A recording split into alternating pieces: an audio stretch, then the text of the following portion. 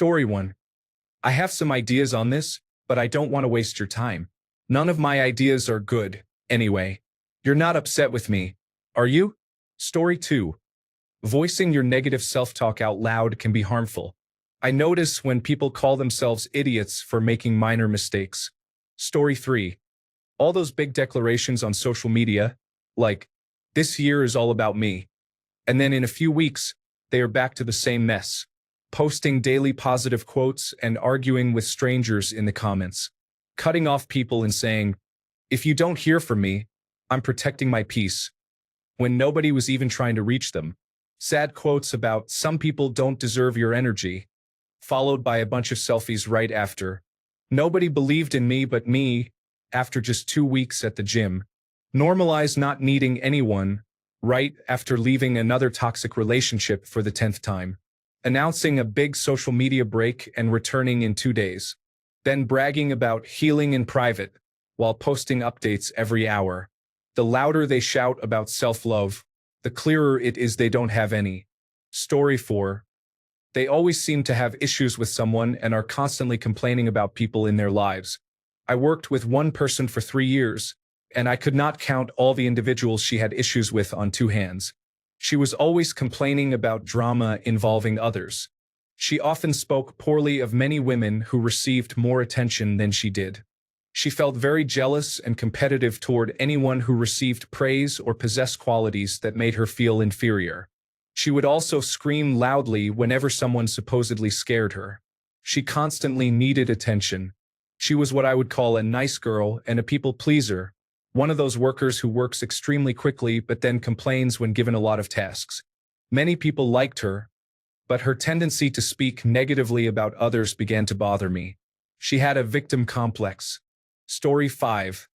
Pursuing unavailable individuals and allowing them to make you a secondary partner instead of a true partner. Story 6.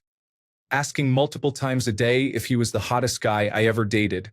I wish I had been honest and said no. Story 7. Letting the opinions of others shape how you act or present yourself to the point where you are not yourself anymore is concerning. It is normal to adjust your behavior or presentation around certain people. For example, I do not use foul language around my extended family or at work because it is disrespectful to them.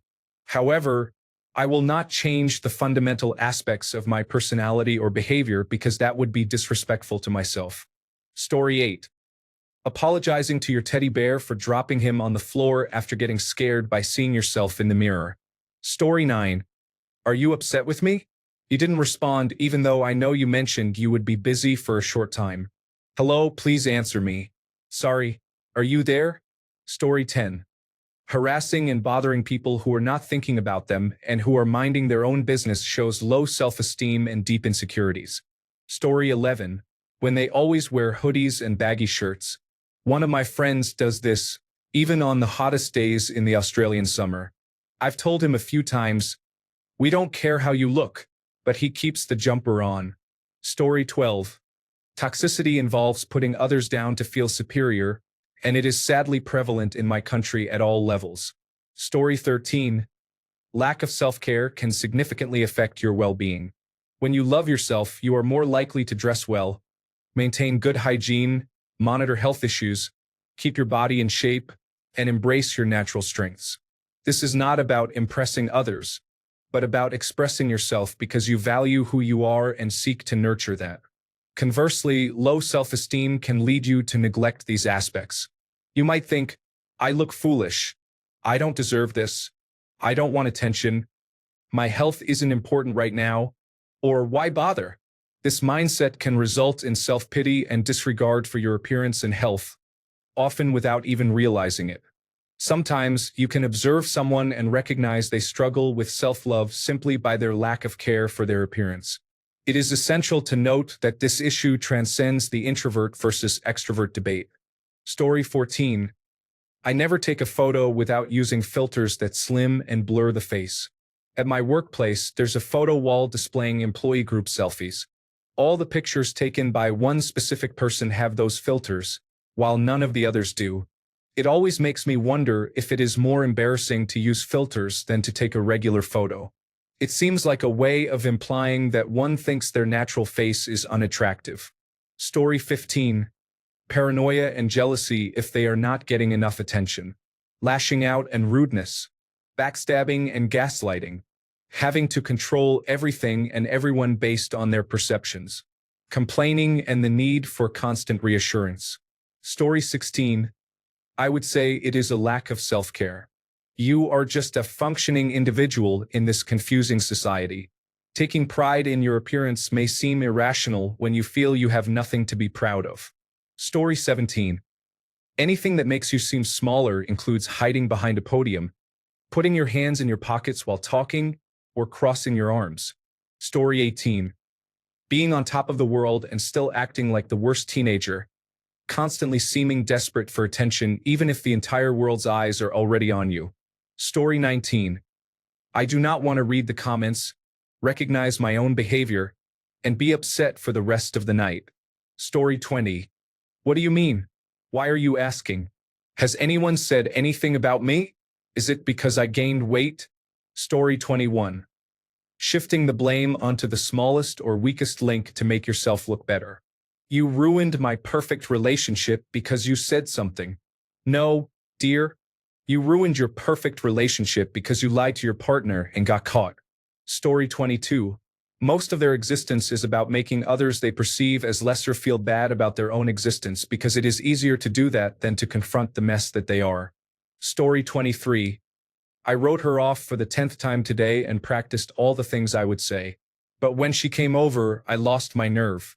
I took her back and made her dessert. Story 24. Botox, lip filler, and any cosmetic surgery or filler, as well as body modifications or surgeries such as Brazilian butt lift or breast augmentation. Story 25. Looking down on people who have less than you, being mocked for having less in a social context, and being criticized for not having a job or a hobby. Story 26.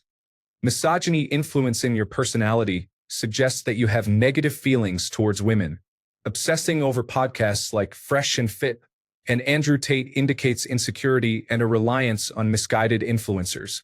Those same individuals who are not in committed relationships, lack moral integrity, or have a criminal background, like the Tate brothers, are the ones you seek advice from to find a woman who genuinely cares about you. It's quite disheartening, and nothing signals do not trust this person more than someone who looks to Andrew Tate for guidance. Honestly, I wouldn't even trust you to complete a job, not even landscaping. Story 27. Not accepting compliments, recognizing beauty in everyone except myself, avoiding eye contact, comparing myself to others, and experiencing isolation. Story 28. Narcissists. These are deeply wounded, insecure individuals who can only change when they decide to do so. If they are not ready, they may bring you down with them. Story 29. Worried about cheating? Generally, that is a sign of insecurity, and it is very likely that an insecure woman will cheat or engage in emotional infidelity. Story 30. Defending someone who personally attacks you because someone else got mad and reprimanded them for disrespecting you is baffling. Story 31. Getting upset that other people are confident in themselves. Those who constantly label others as arrogant or say that they believe they are superior. Story 32. Constantly taking a picture of yourself because you feel unattractive, even though you are sending the picture to a friend who will not mind, makes little sense. Story 33. I will date you until you find a better version of me. I know someone who said this to someone they met through a dating app. They dated for more than 6 months, with one person acting like a doormat while the other tried to maintain the image of being single to avoid jeopardizing their chances of moving on to someone they considered a better version. It was cringeworthy and sad to witness. Story 34.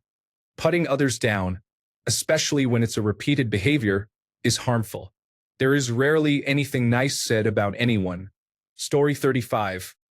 Telling a woman you are not close to that she needs to get masseter Botox on her face to enhance her appearance is inappropriate. Story 36. Verbosity. If you are speaking in paragraphs when a sentence is needed and you are not a lawyer, I will assume that you either do not know what you are talking about or you are not confident in what you are saying. If you are writing work emails as if they are legal contracts, Please be aware that there is someone on the other end getting annoyed trying to discern what is actually important in the message. Story 37. In my case, looking in the mirror and thinking about how unattractive or worthless I am, and that I don't deserve love or happiness, despite knowing it's not true, I still have those thoughts sometimes. Story 38. Jealousy can indicate that someone close to you has low self-esteem and low self-worth. They often compare themselves to others and struggle with self-acceptance. Story 39.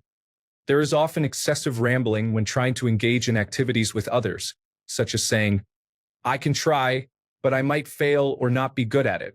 I've never done it before," followed by apologies before even starting. Story 40. You go out in public looking like a peacock. Whether it's luxury brands you can't afford or a large truck and a carefully crafted state fair outfit, you're not fooling us. You should find someone to talk to. Story 41. A person is determined to test the amount of testosterone in his body to measure his masculinity. Story 42. Cars that purposefully make a lot of noise in the Belgian countryside is a half-joke among many of my friends. Story 43. Always discussing other individuals, whether comparing them, belittling them to boost one's own self-esteem, or downplaying their achievements. The more content you are with yourself, the more positive you tend to be towards others. Story 44.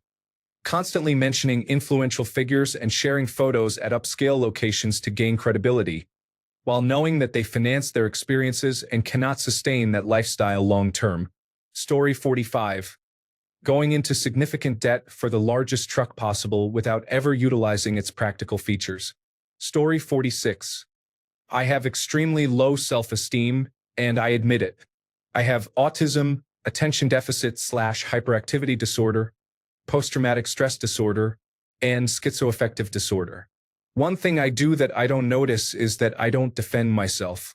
My friend and roommate has taken her anger out on me for the past 6 years, along with our other roommate who doesn't pay rent. She buys everything for him and lets him do whatever he wants, including not getting a job. They have dogs that they never potty trained, and they are slobs who don't clean up after the dogs or themselves. I clean the house every day despite my disabilities because they won't. I once left it for a month to see if they would do anything, but they didn't.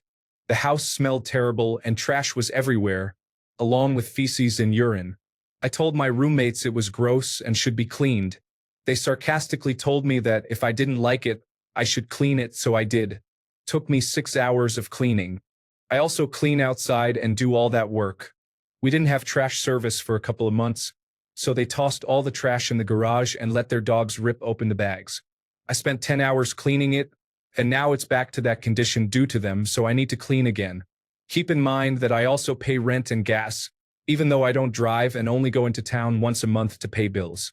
I hitch a ride with my roommate when she goes to work in the morning, as she is a teacher, but she makes me pay $40 per trip.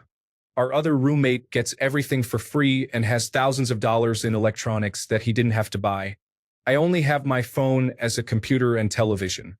Things didn't always used to be this way, but they changed when the other roommate moved in a few years ago. She replaced me as her best friend with him because he's not disabled. She claims me as a dependent on her taxes, but I buy most of my clothes, food, and anything else I need or want. I only receive $1,000 a month from supplemental security income. I am too afraid to say anything because I once tried to express that it's unfair and asked why she buys all this stuff for him when he doesn't pay or clean. She responded, "Get lost. He's more useful than you." And no, they don't date. She is 54, and he is 38 and has a girlfriend. I just want things to go back to the way they were before he moved in. He also lies to her about me, accusing me of stealing money from his room when he goes out occasionally, but I don't steal. She believes him, and then I have to pay them back. I'm sorry for this rant, but what is the point of having self-esteem in this situation? I have no family and don't have friends because I don't go out except once a month to pay a bill. I can't afford to pay $40 for every outing. I just do the cleaning, pay the rent, and try my hardest to make her happy, so she won't scream at me and call me a useless failure, which she loves to do. Due to my disabilities, I need help with things, by the way, but she doesn't help me. Yet she promised my mother before she died that she would. She has financially crippled me, so I can't move out at all if I wanted to. She knows this, which is why she constantly threatens to get rid of me if I make a mistake. For example, tonight she went to take a shower, and I told her I was going to do some laundry and took out her trash. When I came back in, she stood in the doorway glaring at me, slammed the door, knocking down a shelf, and began screaming at me, calling me a failure and saying I'm stupid for starting laundry. I forgot it would make the shower water cold. So, I have been in a corner of my room rocking and crying. Nothing else helps calm me down. Story 47. When individuals intentionally demean themselves while you're trying to flirt, it can be off-putting. Confidence is attractive, while insecurity is a turn-off. Story 48. Often, it is not obvious when someone feels a constant need to please others. In these cases, the others may be covert or vulnerable narcissists. They excel at making you feel useful while they relax and wait for metaphorical grapes to be handed to them. Story 49. Confidence is often overrated while kindness is undervalued. I hope that one day we can ask a question that feels just as important. What indicates a lack of kindness? If someone lacks confidence but is brave enough to stand up for those who are not popular, that is far more attractive than confidence alone. That is courage. You don't need confidence to be courageous. You just need heart. Story 50. Showing off on social media, whether it be appearances, material possessions, or experiences, serves the primary purpose of seeking validation. Story 51. The good old one elbow grab. I don't know if I was vivid enough with that description, but if you see it, you'll know what I mean. Introverts often stand like that, one arm grabbing the elbow of the other dangling arm. Story 52. Half the shirts you wear have a company logo because they were conference promotional items. You wear dark tennis shoes because they are considered more formal. Story 53. Constantly posting affectionate content about their partner on social media is something I have observed for a while. People who I believe may not be doing well mentally tend to be extremely demonstrative about their relationships online. I came across a study that mentioned this, providing strong evidence, but I can't seem to find it now. I occasionally share how wonderful my partner is, perhaps on our anniversary. Some degree of that is probably acceptable. However, when every second post is filled with excessive praise, I tend to assume there may be underlying issues with self-esteem. Story 54. Excessive plastic surgery. Oversized pickup truck. Excessive criticism of others. Supporting Andrew Tate. Story 55. Putting rules on your partner to make yourself feel better is common. The classic statement, "You don't know other men like I do. I'm just protecting you from them by not letting you talk to them." Or the comment, "Why are you dressing that way for the attention of other people?" reflects this behavior. Story 56. Understanding PFAS and the threat they pose to the water supply. Did anyone else get deceived by this advertisement daily? Story 57. Looking at the ground while walking around is a symptom I experience myself. Thanks a bunch for sticking around till the end of the video. Remember to subscribe, and until next time, stay awesome and goodbye.